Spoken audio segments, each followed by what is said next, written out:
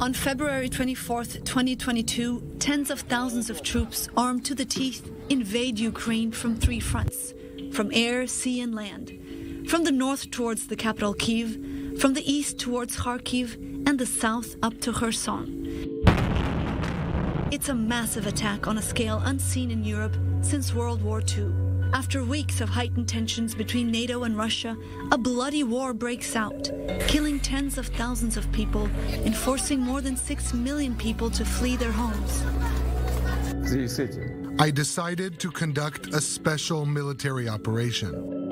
Even with weeks of warning, images of Russia invading Europe shocked the world. The Russian military has begun a brutal assault on the people of Ukraine.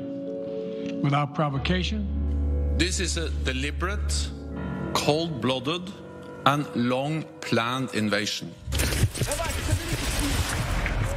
But Ukrainian citizens mobilize, taking up arms and fighting back.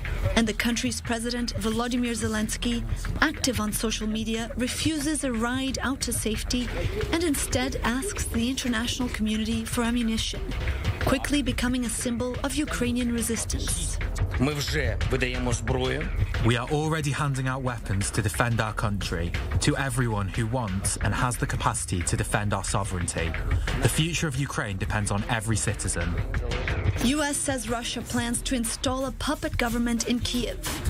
Western countries adopt unprecedented sanctions against Russia. Putin warns the West not to intervene. During the first round of talks between Moscow and Kyiv, Putin demands that Ukraine will never join NATO. Zelensky demands a complete Russian withdrawal.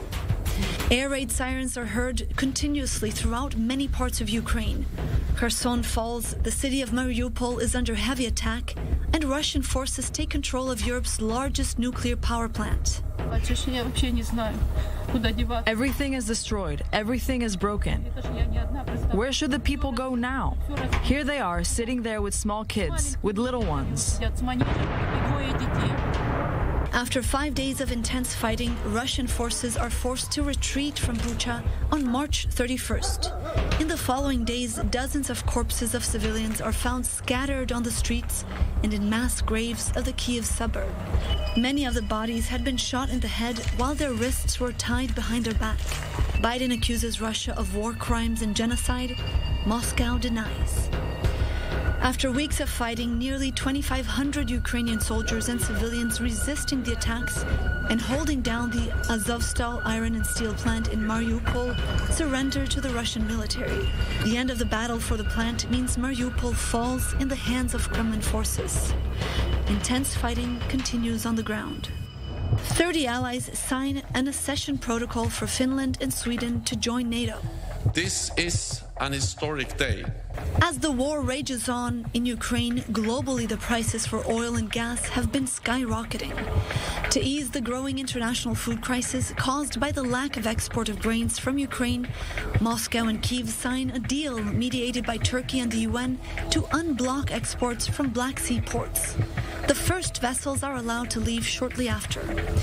Repeated shelling in and around the Zaporizhzhia nuclear plant raises fear of a possible nuclear disaster.